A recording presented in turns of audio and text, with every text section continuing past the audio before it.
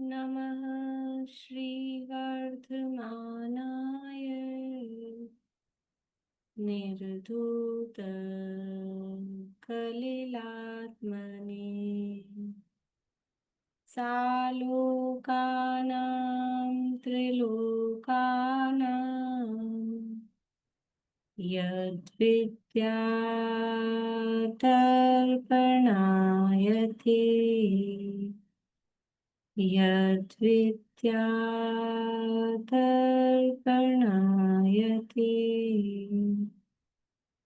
सकल पाप मल प्रक्षालक श्री वर्धमान को करूं नमन लोकालोक प्रकाशित करने जिनकी विद्या है दर्पण जिनकी विद्या है दर्पण।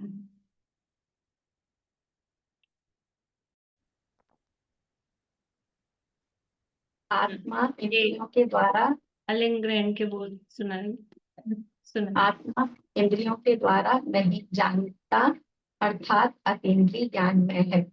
आत्मा इंद्रियों के द्वारा नहीं जाना जाता अर्थात इंद्रिय प्रत्यक्ष का विषय नहीं है। आत्मा इंद्रिय प्रत्यक्ष पूर्वक अनुमान का विषय नहीं है। आत्मा मात्र अनुमान से नहीं जाना जाता, प्रत्यक्ष प्रमाणों से भी जाना जाता है। आत्मा मान से पर को नहीं जानता, प्रत्यक्ष आदि प्रमाणों से भी जानता है। आत्मा प्रत्यक्ष ज्ञाता है, स्वभाव से ग्रहण करता है। आत्मा को बाह्य पदार्थ ज्ञेयों का अवलंबन नहीं है, अतः अलिंग ग्रहण है। आत्मा के ज्ञान को बाह्य पदार्थों से नहीं बढ़ाया जा सकता, अतः अलिंग ग्रहण है। आत्मा के ज्ञान का किसी के भी द्वारा हरण नहीं किया जा सकता, अतः अलिंग ग्रहण है। आत्मा में भाव कर्मों की मलिनता नहीं है, अर्थात शुद्धोपयोग स्वभाव भी है, अतः अलिंग ग्रहण है। आत्मा औद्योगिक कर्मों का ग्रहण नहीं करता, अर्थात दर्द कर्मों से असंयुक्त है, अतः अलिंग ग्रहण है। आत्मा इंद्रिय विषयों का उपभोग नहीं करता, अतः इंद्रिय विषयों का उपभोक्ता नहीं है, इसलिए अलिंग ग्रहण है। आत्मा रज और वीर के अनुसार होने वाला नहीं है, अर्थात मन और इंद्रिय के द्वारा जीवत्व को धारण किए रहना जिसके नहीं है, वह अलिंग ग्रहण है। आत्मा लौकिक साधन मात्र नहीं है, अर्थात मेहनाकार नहीं है। आत्मा लोक व्याप्ति वाला नहीं है, अर्थात आमेनाकार भी नहीं है, अतः अलिंग ग्रहण है। आत्मा स्त्री पुरुष नपुंसक भेद को ग्रहण नहीं करता, अतः अलिंग ग्रहण है। आत्मा को बाह्य यति लिंगों का ग्रहण नहीं है, अतः अलिंग ग्रहण है। आत्मा गुण विशेष से अलंगित ना होने वाला शुद्ध द्रव्य है, अतः अलिंग ग्रहण है। आत्मा गुण पर्याय से अलंगित ना होने वाला शुद्ध द्रव्य है, अतः अलिंग ग्रहण है। आत्मा द्रव्य से अलंकित ना होने वाला शुद्ध पर्याय है, अतः अलिंग ग्रहण है। बहुत अच्छा, बहुत सुंदर। एक बार 19वां फिर से बोलेंगे, सेकंड लास्ट। अच्छा, आत्मा गुण नहीं, आत्मा पर्याय विशेषों से अलंगित ना होने वाला शुद्ध द्रव्य है, अतः अलिंग ग्रहण है। बहुत अच्छा, बहुत सुंदर, बहुत बढ़िया।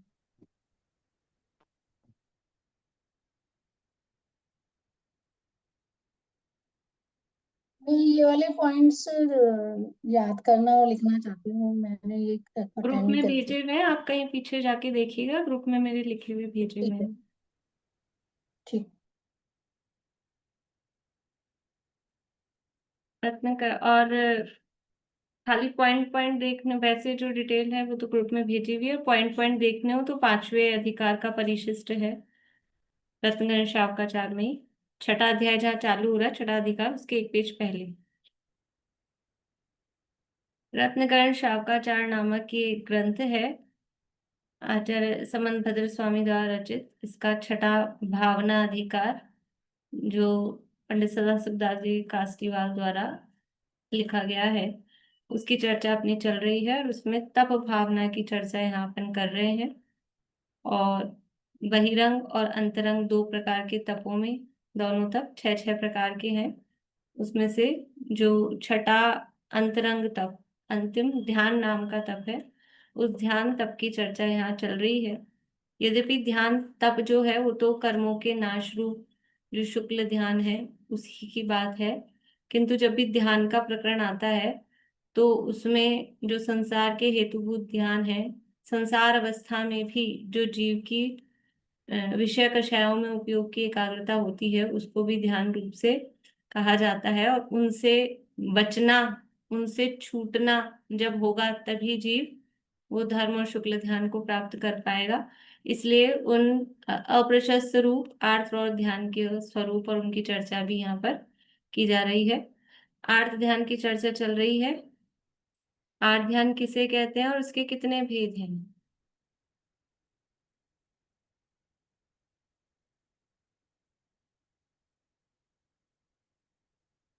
मन के अंदर दुखों का जो चिंतन होता है उसको आर्त ध्यान कहते हैं। आर्त ध्यान के चार भेद हैं: इष्ट वियोगज, अनिष्ट संयोगज और रोग जनित पीड़ा निदान। बढ़िया। इसमें से अपनी चर्चा अनिष्ट संयोगज की हो गई है। इष्ट वियोगज आर्त ध्यान की चर्चा यहाँ चल रही है। किस तरह से उस इष्ट वियोगज आर्त ध्यान से हम बचें, क्योंकि आर्त ध्यान ऐसे हैं कि यद्यपि ध्यान का काल अंतर्मुहूर्ती है, अंतर्मुहूर्त से ज्यादा एक चीज में उपयोग एकाग्र नहीं होता है, परंतु फिर भी संसार दशा में ये आर्त ध्यान सबसे ज्यादा होता है। रौद्र ध्यान फिर भी कभी कदाचित किसी को हो, किसी को नहीं भी हो, मंदकशाई जीव हो तो। लेकिन आर्त ध्यान तो मतलब थोड़ी थोड़ी देर में कुछ ना कुछ, किसी ना किसी चीज का प्रसंग पाकर वो चलता ही रहता है। तो और मतलब इतने संस्कार उसके अनादिकाल के हैं कि पता ही नहीं चलता है, और कब वो हो रहा है हमें ख्याल में ही नहीं आता है। तो हमको पकड़ में आए कि हमारा जो इस तरह का चिंतन हो रहा है ये आर ध्यान है, ये दुर्गति का कारण है, पाप बंध का कारण है, तो उससे बचें एक बात। और फिर उससे कैसे बचें, अब वो तो चल रहा है, तो अब उस तरह के चिंतवन से, विचार से कैसे निकलें, तो वो सारे उपाय यहाँ पर बताए गए हैं। क्या विचार करें ये तक भी यहाँ पर बताया जा रहा है कि हम कैसे विचार करें। हमारी समस्या यही रहती है ना, हम क्या विचार करें, हम क्या सोचें। तो वो सब भी बिल्कुल प्रैक्टिकल प्रॉब्लम समझ के वो यहाँ सॉल्यूशन दे रहे हैं। और फिर भी विचार करना नहीं करना, वो कोई क्या कर सकता है? वो बता सकते हैं, शास्त्रों में लिख सकते हैं, लेकिन विचार करना तो जीव को स्वयं ही पड़ेगा। तो मतलब अब इसका उपाय क्या है कि जैसे अनादिकाल के ये संस्कार हैं, ये दुर्ध्यान के संस्कार हैं, न चाहते हुए भी पता ही नहीं चलता कि कब वो चिंतन चलने लग जाता है, पता ही नहीं चलता। तो अब ये जो सत विचार हैं, जो तत्वज्ञान संबंधी विचार हैं, उसके संस्कार हम इतने गहरे डालें कि जैसे वो बिना पता के अबुद्धि पूर्वक वो चलने लगता है, वैसे हमारे विचारों में ये चलने लगे। तो इसके लिए थोड़ा प्रयास करना पड़ेगा, प्रयत्न करना पड़ेगा, बुद्धि पूर्वक हमें इसमें रचना पचना पड़ेगा। रचना पचना का मतलब वही डर लगता है, वो उसमें समाधि तंत्र में प्रश्न भी उठाया था इसी तरह की बात ही, फिर क्या छोड़ छाड़ के जंगल में चले जाए? जंगल में जाने की जरूरत नहीं है, लेकिन अंदर से रुचि, मतलब इसकी उपयोगिता भासित हो, संसार से डर लगे, तो अपने आप ही वो चलने लगता है। जब ये समझ में आता है ना, जब कोई रोग का हमको पता लगता है तो उसकी भयानकता पता लगती है, तो अपने आप ही न चाहते हुए भी उससे कैसे छुटकारा पाए, कैसे ठीक हो, वो अपने आप चलता है। ऐसे ही ये संसार का दुख का, मिथ्यात्व का रोग कितना भयानक है, इसकी भयानकता पता लगे तो अपने आप ही ये वस्तु स्वरूप का विचार चिंतन ये हमारे उपयोग में चलने लगते हैं। देखिए पेज नंबर 349, 349 नंबर पेज है रत्नाकरण शावकाचार में।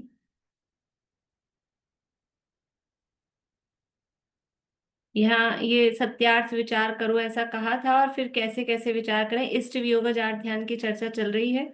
और उस इष्ट वियोग जाट ध्यान से बचने के लिए जब ऐसी परिस्थिति बनती है तो क्या विचार करें। तो सबसे पहले शरीर से संबंधित बताया था कि शरीर कैसा है उसका विचार करें, और फिर उसके बाद में जो सगे संबंधी हैं अगर उनका वियोग होता है तो उसके संबंध में जो मतलब सबसे प्रमुख जो नियम सिद्धांत की जो उत्पन्न हुआ है वो नष्ट होगा ही होगा, संयोग का वियोग निश्चित है। फिर यहाँ का भवितव्यता है वो दुर्लंघ या भवितव्यता को बदला नहीं जा सकता। ये इस तरह की बातें जो विचार करके हम अपने उपयोग को हार ध्यान से बचा सकते हैं। इसके बाद में ये जो भी धन संपत्ति आदि है अगर उसका वियोग होता है तो उससे बचने के लिए क्या करें, ये ऐसे सब बातें यहाँ बताई है। अ, देखिए यहाँ से पढ़ते हैं अपन इस जगत को, यहाँ से पढ़ते हैं पेज नंबर 349 में सेकंड पैराग्राफ है। इस जगत को प्रत्यक्ष इंद्रजाल के समान देखते हुए भी शोक कैसे कर सकते हैं। यदि मरण का वियोग का हानि का दिन आ जाए तो उसे एक क्षण भी टालने को कोई इंद्र जिनेंद्र नरेंद्र समर्थ नहीं है। किसी भी टाइप का कोई भी इंद्र हो वो मतलब जो भवितव्यता है उसको बदलने में समर्थ नहीं है। जो वस्तु जिस समय जैसी जो परिणमित होनी है उसको बदलने में इंद्र नरेंद्र जिनेंद्र क्या स्वयं वो वस्तु जिस वस्तु का जैसा परिणमन होना है वो वस्तु भी अपने परिणमन को रोकने में समर्थ नहीं है, वो खुद भी। तो दूसरा तो क्या ही होगा। इसलिए जैसा जो परिणमन होना है वो वैसा ही होगा। इस प्रकार जानता हुआ भी जो रुदन विलाप करता है वह निर्जन वन में बहुत पुकार कर रोने वाले के समान है। कौन दया करेगा। बिल्कुल निर्जन मतलब जिसमें कोई जीव जंतु मनुष्य कोई है ही नहीं, अब चिल्ला चिल्ला के रो रहे हैं, कौन दया करेगा। पूर्वोपार्जित कर्म तो अचेतन है, उसमें तो दया है ही नहीं। यदि अपनी इष्ट वस्तु का नाश हो जाए तो उसका शोक करना वहां तो उचित है जहां शोक करने से वस्तु की प्राप्ति हो जाए, अपने को सुख हो जाए, जगत में यश कीर्ति हो जाए, धर्म की प्राप्ति हो जाए, वहां तो इष्ट के वियोग का शोक करना भी ठीक है। देखो अगर वो शोक करने से वो वस्तु मिल जाए, इष्ट वस्तु का वियोग हो गया, अब शोक करने से वो वस्तु की प्राप्ति हो जाए तब तो शोक करना ठीक है। लेकिन अभी तो आगे अगले पैराग्राफ में कहेंगे कि शोक करने से वो वस्तु मिल जाए, हम सुखी हो जाए, हमारा बहुत मान सम्मान हो जाए जगत में, हमें धर्म की प्राप्ति हो जाए, तब तो शोक करो। मतलब ये बिल्कुल ऐसे समझा रहे हैं जैसे बच्चे को समझाते हैं अपन। कोई बच्चे का कुछ खिलौना टूट जाए वो रोने लग जाए तो क्या समझाते हैं, अब रोने से जुड़ेगा थोड़ी ना।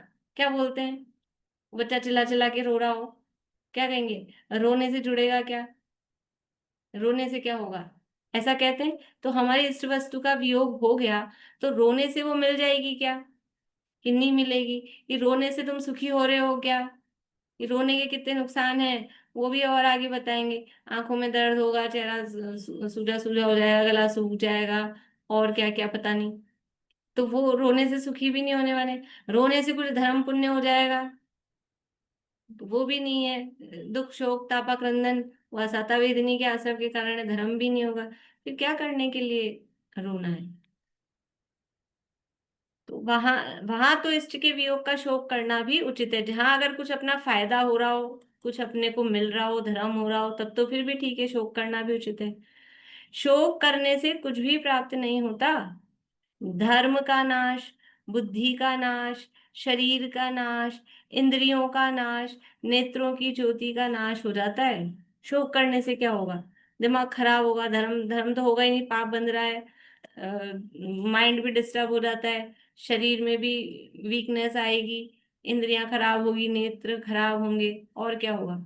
प्रगट घोर दुख, परलोक में दुर्गति, अन्य सुनने वालों में क्लेश, आपके रोग की उत्पत्ति, बल वीर्य का नाश, व्यवहार परमार्थ दोनों का नाश, धीरता ज्ञान नष्ट होना, इत्यादि अनेक दुखों का कारण शोक है।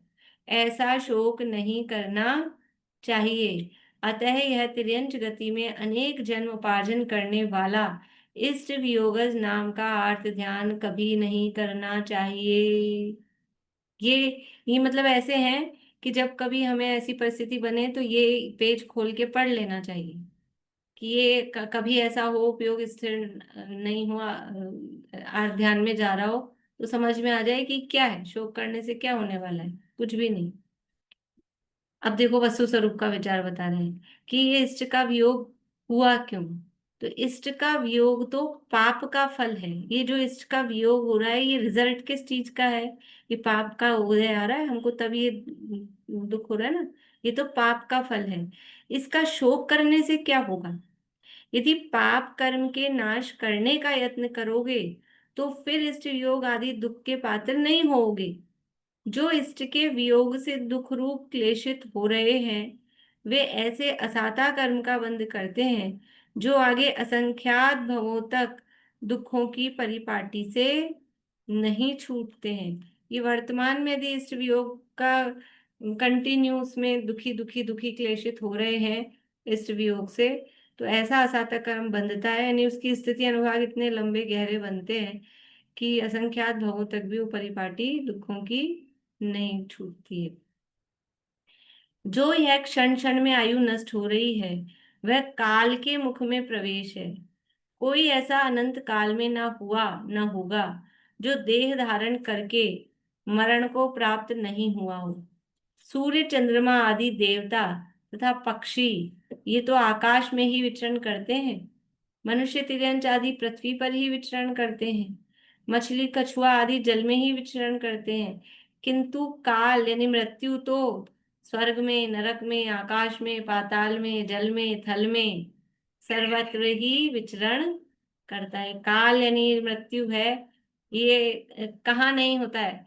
ये कहाँ हमारी आयु पूरी नहीं होगी, कहाँ जाके बंद होके बैठ जाए कि ये जो यमराज दुनिया में जिसे कहते हैं वो आके पकड़ के नहीं ले जाए अपने को, ऐसा कहीं छुप जाए। कि हर जगह उसकी पहुंच है, कहीं कोई जगह ऐसी नहीं है कि ये जो काल यानी जो मरण है वो नहीं पहुंच सकता है।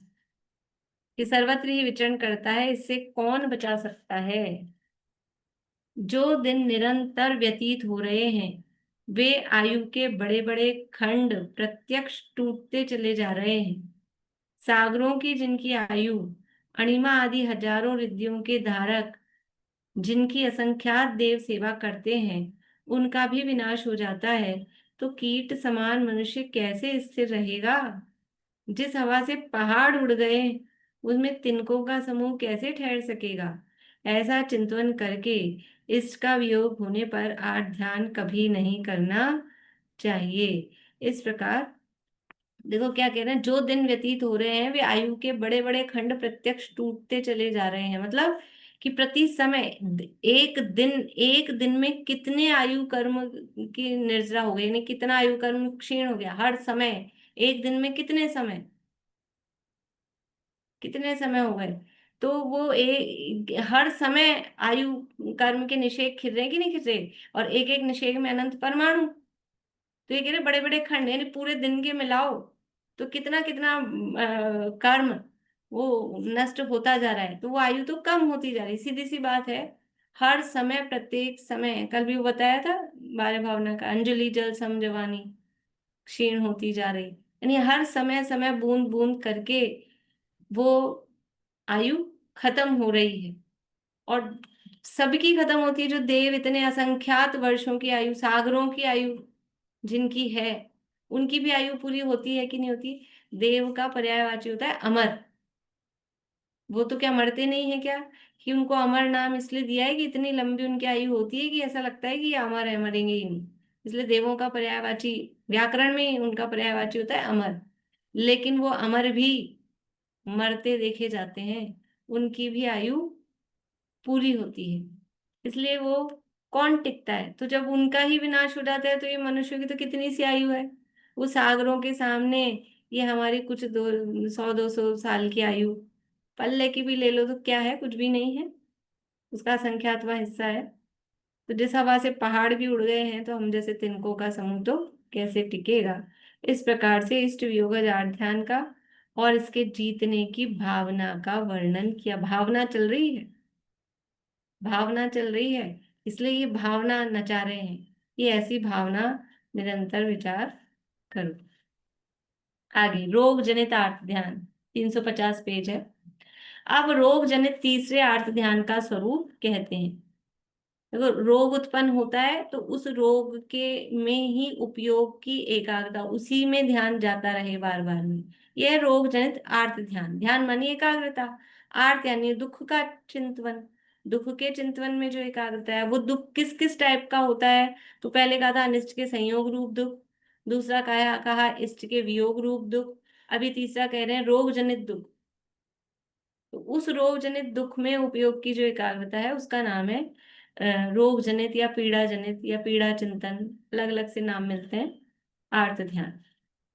इस शरीर में रोग उत्पन्न होते हैं, तब रोग के नाश होने के लिए बारंबार संक्लेश रूप परिणाम होना, वह रोग जनित आर्त ध्यान है। खांसी, श्वास, ज्वर, वात, पित्त, कफ, पेट दर्द, सिर दर्द, नेत्र दर्द, कान दर्द, दांत दर्द, जलोदर, कठोदर, सफोदर, कोढ़, खाज, दाद, संग्रहणी, अतिसार इत्यादि प्राणों का नाश करने वाले घोर वेदना देने वाले रोगों के होने पर घोर दुख उत्पन्न होता है। ये सब रोगों के नाम बताए हैं। अब जो भी है मेरे से मत पूछना आप ये इसका क्या अर्थ है। बहुत सारे तो अपन समझते ही हैं, एक आध जो हिंदी में दिए हैं जो भी है समझ लेना, रोग हैं अलग अलग तरह के। रोगों की तकलीफ से एक श्वास लेना भी बड़े कष्ट से होता है। बैठे खड़े सोते हुए कहीं भी परिणामों में स्थिरता नहीं होने देता है। ऐसे समय में परिणामों में बड़े दुख से उत्पन्न हुआ पीड़ा चिंतन नाम का अर्थ ध्यान होता है। इससे कौन अनजाने नहीं, किसको इसका प्रैक्टिकल अनुभव नहीं है आज के जमाने में कि रोग कहीं हो रहा हो और उसकी पीड़ा हो रही हो तो उपयोग। अरे रोग की बात छोड़ो, जरा सी दांत में कोई कुछ अटक जाए ना तो वहीं वहीं उपयोग की एकाग्रता होती है। फिर कुछ भी पढ़ रहे हो, सुन रहे हो, बड़े अच्छे से अच्छी आप बात कर रहे हो कुछ भी, लेकिन उपयोग कहाँ एकाग्र होता है? वो उसी उसी में जाता है बार बार में। जीभ तो जाती है, दिमाग जब तक वो नहीं निकले तब तक चैन नहीं पड़ती है। तो वो भी हमको फांस तनक सी तन में साले, वो भी चुभती रहती चुभती रहती, वो भी निदान के संबंध में आएगा। लेकिन यहाँ तो कह रहे हैं अगर फिर कोई रोग है, किसी भी तरह का दर्द है या जो भी है, तो बार बार में उपयोग फिर उसमें जाता है, तो वो पीड़ा चिंतन नाम का ध्यान होता है। यह रोग जनित वेदना ऐसी है जिससे बड़े बड़े कोटि भट्ट महाशूरवीर, कोटि भट्ट मतलब कोई बड़े योद्धा, महाशूरवीर अनेक शस्त्रों के सामने भी मुकाबले में डटे रहने वाले शूरवीरों का भी धैर्य चलायमान हो जाता है। बड़े बड़े त्यागी तपस्वियों परिचय सहने वालों का भी धैर्य चलायमान हो जाता है। ऐसे रोग की वेदना जनित आर्त ध्यान को जीतने की सामर्थ्य बड़ी दुर्धर है। देखो, जो भी परिस्थितियां बनती हैं वास्तव में प्रैक्टिकल में उस परिस्थिति में धैर्य धारण करना वो महान पुरुषार्थ का काम होता है। और शरीर में जो पीड़ा वेदना होती है उस समय उपयोग उसमें न जाकर धैर्य धारण करें, वस्तु स्वरूप का विचार करें, ये भी सरल बात नहीं है। क्योंकि शरीर में अनादिकालीन एकत्व बुद्धि है, वो जरा सा भी उसमें कष्ट होता है तो सब हमारा उपयोग मतलब क्या कहें, धर्म ध्यान छूट छाट के और वो धरी चला जाता है। मतलब ऐसा भी कुछ लोगों को अनुभव होगा, जब जरा सी भी कोई तकलीफ आती है तो सब भूल जाते हैं, वहां मन नहीं लगता है, इधर ही ध्यान जाता है कैसे ठीक हो। मतलब सामान्य रूप से ऐसा होता है। तो वो यानी शरीर में जो पीड़ा होती है, क्योंकि सबसे ज्यादा तो एकत्व ममत्व शरीर में ही है ना, तो उसको सहन कर पाना, किस तरह से उसको सहन करें, अभी यहाँ आगे बताएंगे, विचार करेंगे कि किस तरह से। अभी तो बता रहे हैं होता क्या है। रोग की वेदना जनित आर्त ध्यान को जीतने की सामर्थ्य बड़ी दुर्धर है, मतलब उसको धारण करना बड़ा मुश्किल है। रोग जनित वेदना में अर्थ परिणामों का जीतना भगवान जिनेंद्र की शरण से ही होता जानो। भाई रोग जनित जो पीड़ा आई है, तो यदि हमको जिनेंद्र भगवान की शरण नहीं है, जिनवानी की शरण नहीं है, वस्तु स्वरूप का कुछ विचार नहीं है, शरीर के स्वरूप का विचार नहीं है, तो बड़ा मुश्किल है फिर उस समय धैर्य धारण करना। बड़े की शरण बिना ऐसी दुर्धर वेदना में धैर्य नहीं रहता है। इसलिए ज्ञानी पुरुष सर्वज्ञ की शरण ग्रहण करके विचार करते हैं, हे आत्मन, यह जो भयानक घोर असाता कर्म का उदय आया है, उसमें यदि विलाप करोगे तो दुख कौन दूर कर देगा। अब विलाप करने से दुख कौन दूर कर देगा। रोने से कि नहीं, रोएंगे चिल्लाएंगे, कोई घर वाले आएंगे, घर वाले आएंगे तो भी क्या होगा, दुख कौन दूर कर देगा। कि जो दुख है वो तो खुद को ही भोगना पड़ेगा। तड़फड़ाहट करोगे तो भी यह वेदना छोड़ने वाली नहीं है। धीर होकर भोगोगे भोगोगे तो भोगनी होगी, कायर होकर भोगोगे तो भोगनी होगी। ऑप्शन क्या है अपने पास में। ऑप्शन तो ये है कि हम भोग किस प्रकार से रहे, भोगना या नहीं भोगना, इसमें ऑप्शन नहीं है। जो असाता के उदय से जो पीड़ा आई है, उसमें यह ऑप्शन नहीं है कि आप इस पीड़ा को भोगोगे या नहीं भोगोगे। पीड़ा तो भोगनी ही है।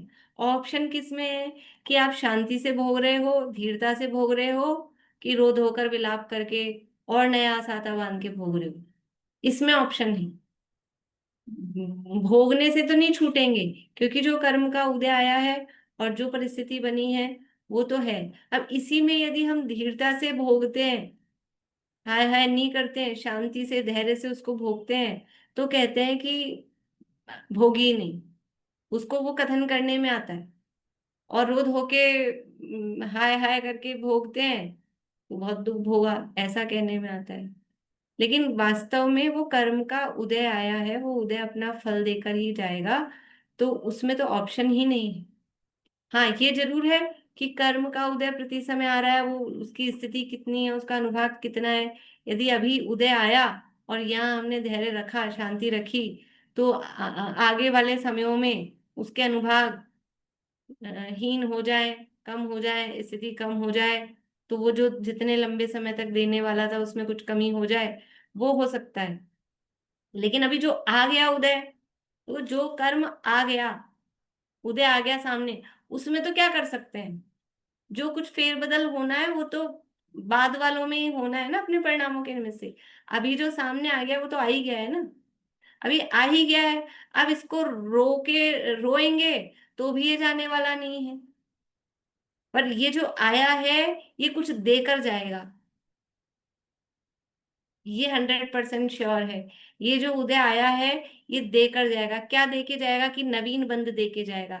तो अब यहाँ हमारे हाथ में चांस है कि अब ये जो आया है, अगर हम इसे रोध होकर भोगेंगे तो ये नवीन बंध कैसा वाला देगा, ये और असाता वाला नवीन बंध देगा। और जो ये आ रहा है ना उदय, देखो ऐसा होता है इसीलिए, क्योंकि ये प्रति समय उत्कर्षण अपकर्षण ये सब चलते रहते हैं। मतलब ऐसा नहीं कभी कभी किसी समय होता हो, ये एक मतलब रेगुलर कोर्स है ये। उत्कर्षण अपकर्षण उदीर्णा संक्रमण हर समय होता रहता है। पर वो जीव के परिणामों से उसके मतलब उसमें कितनी होना है, किस तरह से होना है, वो उसमें फर्क पड़ता है। असाता का उदय आया, तो उदय किसका चल रहा है, असाता का। अब उस असाता के उदय में रोकर क्या कर रहे हैं, असाता का बंद कर रहे हैं, नया भी क्या बांध रहे हैं, असाता का। तो जब असाता बंध रही होती है, तो किसका उत्कर्षण हो सकता है, किस प्रकृति में संक्रमण हो सकता है, कि नियम है जो बंध रही होती है ना। अब अपन इसीलिए थोड़ी ये करणान योग की क्लास अलग से ही हम चलाएंगे, बीच बीच में तो अपने आते ही हैं, लेकिन कुछ विशेष नियम वगैरह अपने को अच्छे से समझ में आ जाए। और वो उससे कि उससे हमको ये अध्यात्म सीखने में और अध्यात्म का जो भाव है वो निकालने में बहुत आसानी होती है, और ऐसी परिस्थितियों में भी बहुत आसानी होती है। तो जो बंध रहा होता है, जो बंध रहा होता है उसी में का उत्कर्षण होता है, और जो बंध रहा होता है उसी में संक्रमण होता है। मेरे शब्दों पे ध्यान देना। बंध क्या रहा है, बंध रहा है असाता, तो उत्कर्षण किसका होगा? मैंने कहा उसी का उत्कर्षण होता है, मतलब असाता का ही उत्कर्षण होगा, मतलब असाता की ही स्थिति अनुभाग बढ़ जाएंगे। और जो बंध रहा होता है उसी में संक्रमण होता है, यानी संक्रमण का मतलब है चेंज होना। तो असाता बंध रही है, तो आपके जो दूसरी कर्म अब असाता वेदनीय का भेद है, तो दूसरी वेदनीय कौन सी है असाता के अपोजिट? साता। तो अब जो साता रखी हुई है ना अपने पास सत्ता में, स्टॉक में, वो साता भी इस असाता में कन्वर्ट होगी, संक्रमित होगी, क्योंकि ये बंध रही है। तो इससे डबल टिबल ट्रिपल नुकसान है। असाता का उदय आया, उससे रोग जो दुख पीड़ा उत्पन्न हुई, उसमें और हमने असाता बांधी, तो असाता बांधी, तो उस समय जो उत्कर्षण और संक्रमण हो रहा है उससे वो असाता और मल्टीप्लाई हो रही है, वो और बढ़ रही है। अब ये और बढ़ रही है, तो फिर उदय में क्या हो रहा है? वो और बढ़ता जाता है, वो रोग और दुख और बढ़ता जाता है। तो अगर हम उस रोग और दुख को कम करना चाहते हैं तो क्या करें? धैर्य धारण करो, और कोई उपाय नहीं, कोई दूसरी दवा वगैरह ये तो सब बहुत बाहरी दूर के निमित्त हैं। असली निमित्त रोग आदि को और कष्ट को दूर करने का असली निमित्त भी अपने परिणाम ही है।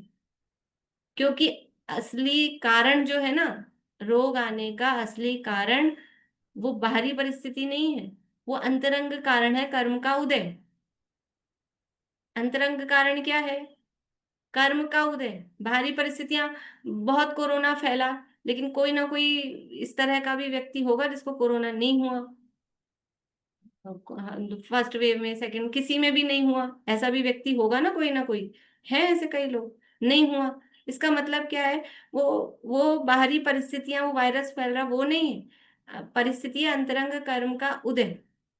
तो अंतरंग कर्म का उदय वो असली निमित्त है। और उस कर्म के उदय का निमित्त क्या है? वो है जीव के परिणाम। वो कर्म बंद बंद किस प्रकार से रहा है? वो जीव के परिणामों से।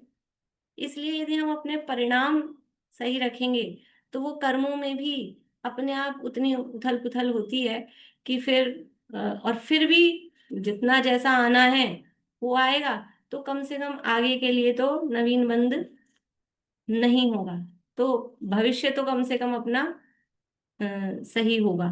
तो इस प्रकार से ये अगर विचार करें तो वो हमारे तत्संबंध में उस समय शांति मिल सकती है। बोलिए। मैम, जो अपने बोलते हैं कि अ, साता का उदय आ रहा है, लेकिन कुछ कुछ अच्छा भी साथ में पैरेलल अच्छा हो रहा है, कुछ अच्छा भी बहुत हो रहा है, कुछ खराब भी हो रहा है। तो बोलते हैं कि भाई असाता के साथ साता का भी, पुण्य के पाप के साथ पुण्य का भी उदय चल रहा है।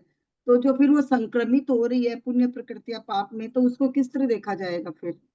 देखो, अपन तो देखते हैं असाता और साता का उदय बहुत बहुत लंबा, अपन तो पूरी जिंदगी का देख लेते हैं, एक एक दो साल का देख लेते हैं, एक दो महीने का देख लेते हैं, और कम कर लो, एक दिन का पूरा देख लेते हैं। बिल्कुल लेकिन सही। ये उदय तो अंतर्मुहूर्त में बदलते रहते हैं ना। उदय तो अंतर्मुहूर्त से ज्यादा नहीं चलेगा, तो अंतर्मुहूर्त में बदलते रहते हैं। साता और असाता वेदनीय। देखो, और जो पुण्य उन्य है, वो पुण्य पाप का भेद अघातिया कर्मों में है। तो शरीर संबंधी कोई पुण्य प्रकृति का उदय है कि नाम गोत्र में अपने आयु नाम गोत्र में उदय है, वो अलग है, अपन सबको साता में समेट लेते हैं, तो ये गलती करते हैं। और प्योरली जो साता है वो वेदनीय कर्म की प्रकृति है।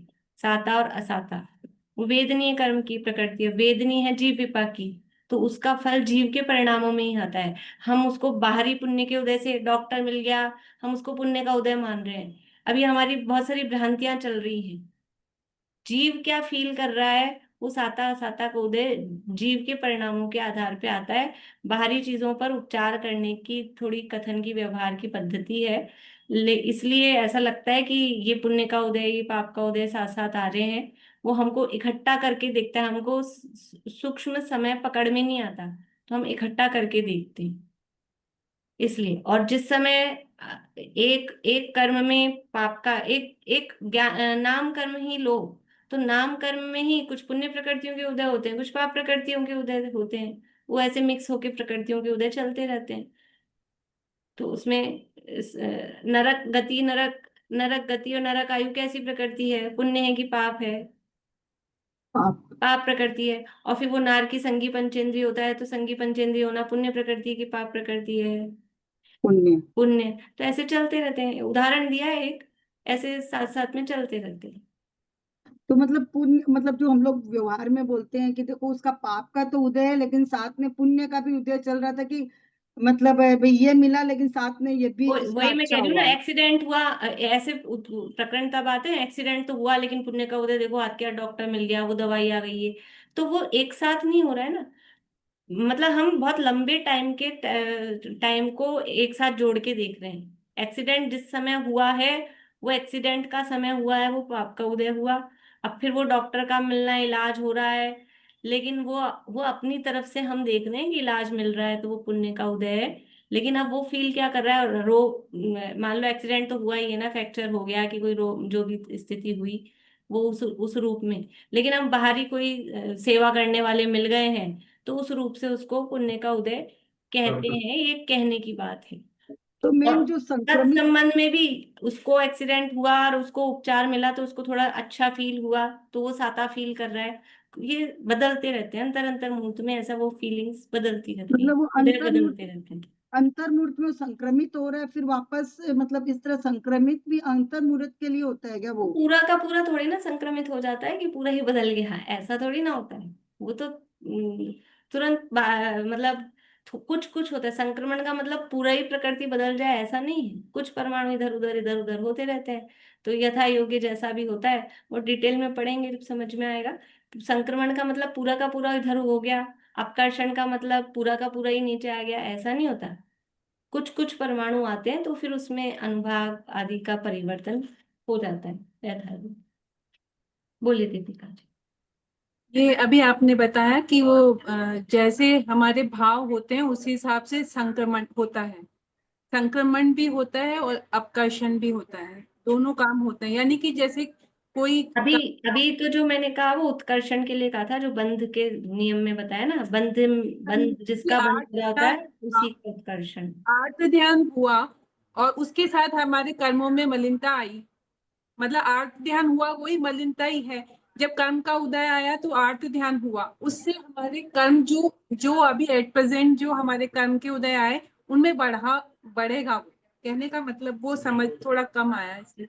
और आपने कहा आगे का बंध भी हमारा वही होगा, जैसे कि मतलब संक्रमण जो हुआ वो ही आगे भी बंधेगा अगर आर्त ध्यान होता है तो कर्म के उदय पे। देखो, संक्रमण हुआ वो बंधेगा ऐसा नहीं कह रही हूँ, जो बंध रहा है उसमें संक्रमण हो जाए, ऐसा कह रही हूँ। थोड़ा मतलब फर्क है। जो बंध रहा है उसमें तो संक्रमण हो रहा है अगर हम आर्त ध्यान कर रहे हैं तो, हम्म। है ना। और जो उदय में आ रहा है उसमें उसमें क्या चेंज आएगा? जो उदय में आ रहा है उसमें तो वो तो उदय में आ ही गया है, उदय उसमें चेंज उदय में नहीं होगा। आने का उसमें भी बढ़ेगा वो, अगर देखो आर्त ये ध्यान हो जो रहा है। जो इस समय जो उदय में आ गया, ये तो उदय में आ ही गया, ये तो आ गया। अब फिर वो अगले समय आएगा, फिर उसके अगले समय आएगा, उसके यानी ये जो उदयावली, मतलब एक एक उदय वाले टाइम को हम थोड़ा बढ़ा ले रहे हैं, हाँ एक एक समय करके वो उदय में आ रहा है। तो पहले समय में जो उदय आया वो तो आ ही गया है, हाँ लेकिन अब ये अगले अगले वाले समय, मतलब इसमें तो ये तो जो उदय आ रहा है वो तो आ ही रहा है, इसके बाद अब जो उदय आएंगे हाँ उसमें कुछ परिवर्तन हो सकता है। जरूरी नहीं तत्काल हमारे परिणाम कैसे कितने बदल रहे हैं उस हिसाब से। अब कोई ऐसा सोचे कि अभी तो मैंने शांति रखी, अब देखता हूँ तुरंत बुखार 104 था, मैंने शांति रखी, 15 मिनट बाद नाप के देखे 99 आ जाए क्या, ऐसा कोई जरूरी नहीं है। लेकिन ये असाता की जो पीड़ा है, असाता का जो उदय है, मैंने कहा वो जीव विपाकी है, जीव को पीड़ा देता है। तो ऐसा हो सकता है कि दिखने में बड़ी परिस्थिति भयानक दिख रही है, बड़ा रोग दिख रहा है, लेकिन हमको उसका कष्ट, उसकी पीड़ा वो कितनी हो हम रही है, उसका अनुभाग कैसा हो रहा है। तो यदि हम शांति रखते हैं तो वो उसके अनुभाग मंद होते हैं। और वर्तमान में तो जो उदय आ गया वो तो आ गया, उसमें नहीं फर्क पड़ना है। अब जो उदय आ गया उस उदय से हम कैसा रिएक्ट कर रहे हैं उस उस रिएक्शन पे, रिएक्शन के साथ जो नेक्स्ट समय में जो आ रहा है उसमें भी तो संक्रमण होगा, ये कह रहे हैं ना। हाँ, उसमें हो सकता है। अब हमको पता नहीं लगता है ना कितना हुआ क्या हुआ, हो सकता तो वो और बहुत तीव्रता वाला आने वाला था, अब तो अभी मंद लोग हुआ है, लेकिन अपने को मंद में भी वो मंद होकर भी मान लो 103 ही आया, वो आना तो 105 था, लेकिन हमने शांति रखी तो वो कम होके 103 हुआ, लेकिन अपने को तो लगता है कि कुछ हुआ ही नहीं। पर वो तो कर्मों में क्या हो रहा है अपने को उतना पता नहीं लगता, लेकिन वो बदलता है, बदलता रहता है। ये है कि अभी जब आगे जो उदय में अभी आ ही रहा है वो कर्म में आगे अगर आर ध्यान करेंगे तो वो संक्रमण वो बढ़ेगा, वो और बढ़ेगा। आगे आगे का जो बंद हो रहा है वो भी उसी जाति का होगा। यानी अगर असाता है और आर ध्यान किया तो आगे भी आर्त ध्यान के उससे वो असाता ही बनेगी। ये बिल्कुल बिल्कुल बिल्कुल, यही है कि यदि हम आर्त ध्यान कर रहे हैं, असाता का उदय आया और आर्त ध्यान कर रहे हैं, तो वो असाता का ही और बढ़ेगा। आगामी बंध भी असाता का होगा, नया भी, और उसके स्थिति अनुभाग बढ़ेंगे। और जो पुरानी साता बंदी भी है वो भी उस समय तो असाता में ही कन्वर्ट हो जाएगी, पूरी की पूरी नहीं, कन्वर्ट होगी, मतलब कुछ परमाणु उसका कुछ पोर्शन निकल के असाता में कन्वर्ट होगा। मतलब ये 100% श्योर है।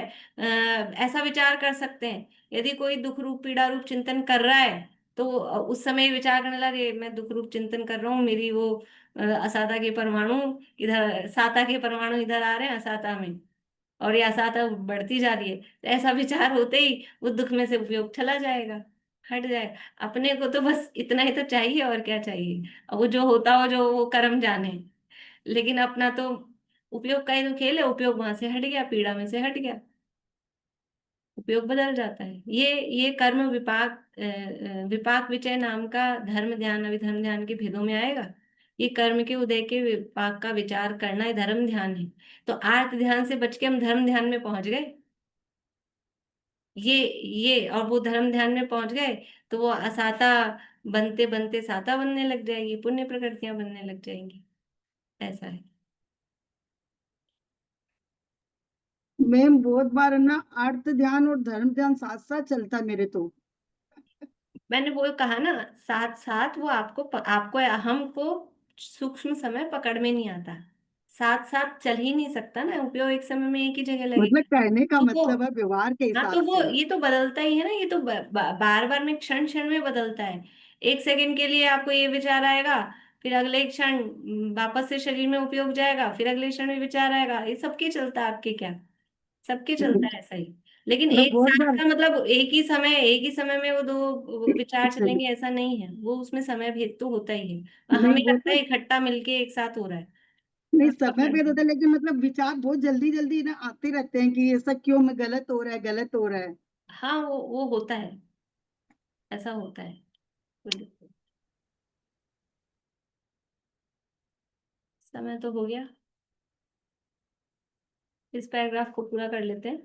रोगों की तकलीफ से एक श्वास लेना भी देने वाले नहीं, एक श्वास लेना भी बड़े कष्ट से होता है, बैठे खड़े सोते हुए कहीं भी परिणामों में स्थिरता नहीं होने देता है। ऐसे समय में परिणामों में बड़े दुख से उत्पन्न हुआ पीड़ा चिंतन नाम का आहार्त ध्यान होता है। ये तो पढ़ लिया था ना, ये वाला पढ़ रहे थे अपन नीचे।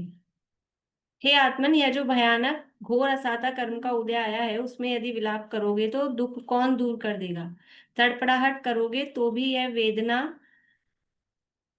छोड़ने वाली नहीं है। धीर होकर होकर भोगोगे तो भोगनी होगी, कायर होकर भोगोगे तो भोगनी होगी। रोग तो देह में आया है, सो वह देह को मार सकेगा, तुम्हारे आत्मा को नहीं मार सकेगा।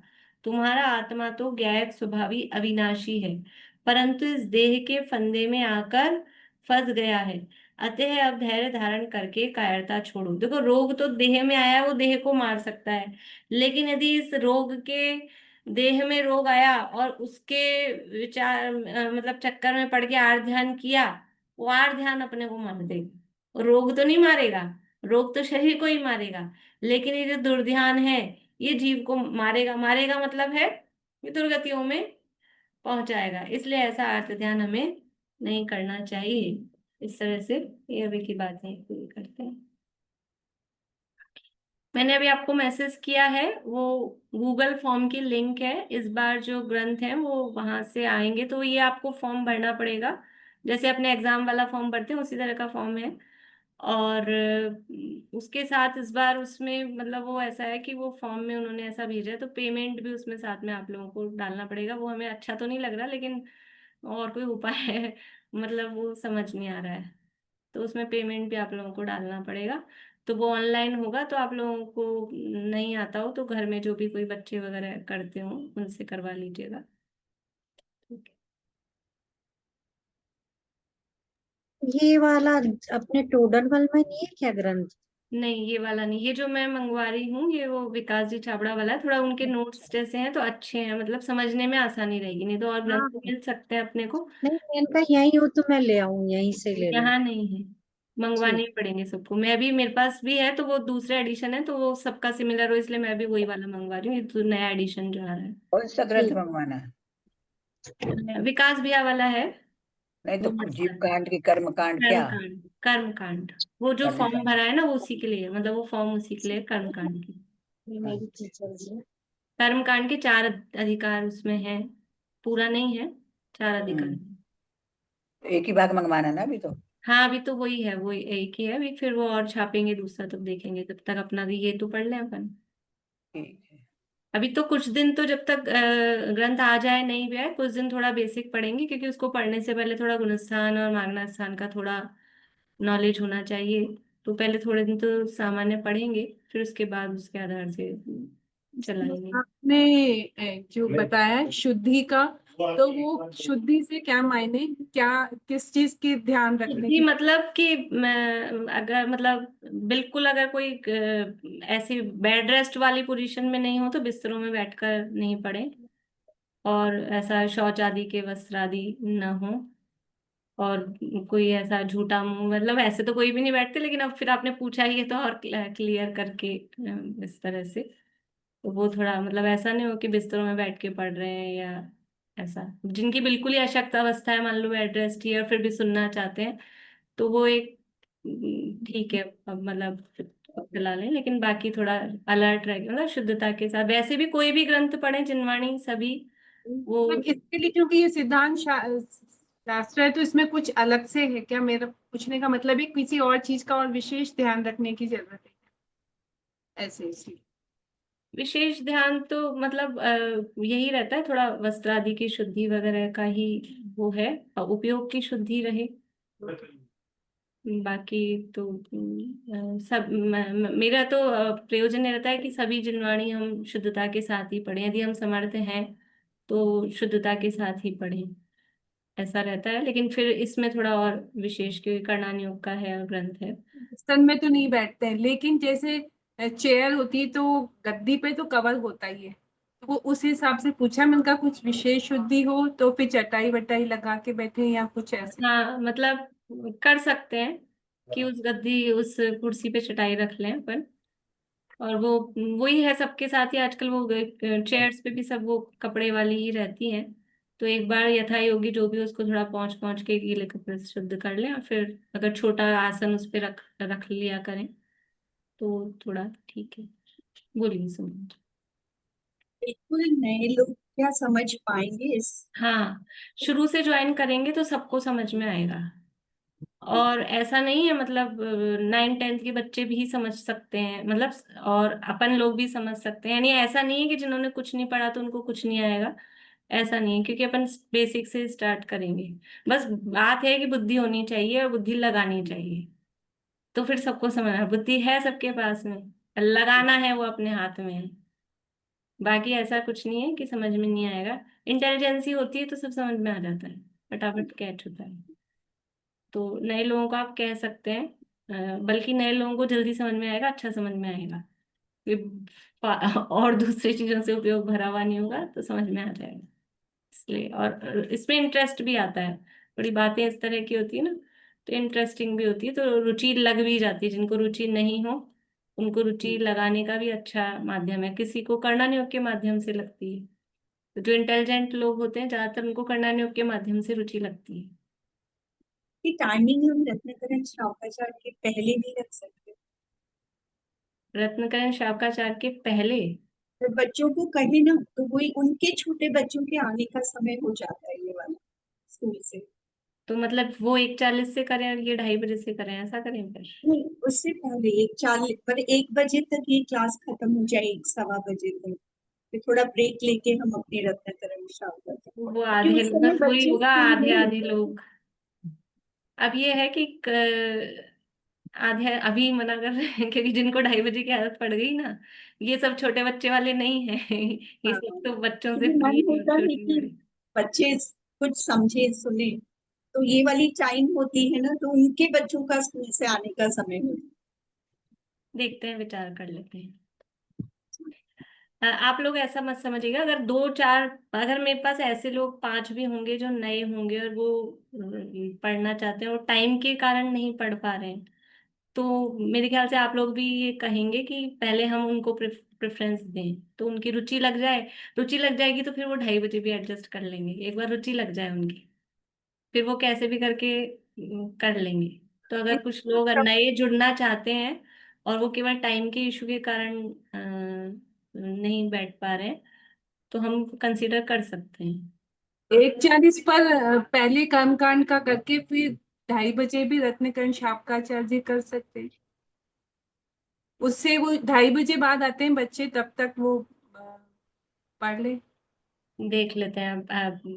आप बात करना सुमन जी, आप भी। और आप लोगों के भी कोई इस तरह के लोग हों तो थोड़ा बताना, तो फिर अपन टाइम का देख लेंगे व्यवस्था जैसे करना है। चलिए, जिनवाणी स्तुति।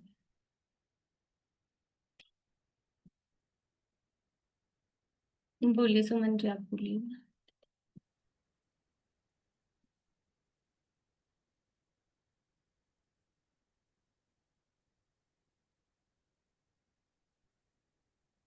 मेरे प्रणता की भावना अब हो सफल हुई। बीते अहू आराधना में हर घड़ी में करके विराधन तत्व का बहु उठाया। आराधना का यह समय अति पुण्य से पाया। मिथ्या प्रपंचों में लगे अब क्यों करूं देवी। निर्ग्रंथता की भावना अब हो सफल मेरी। बीते अहो आराधना की हर घड़ी में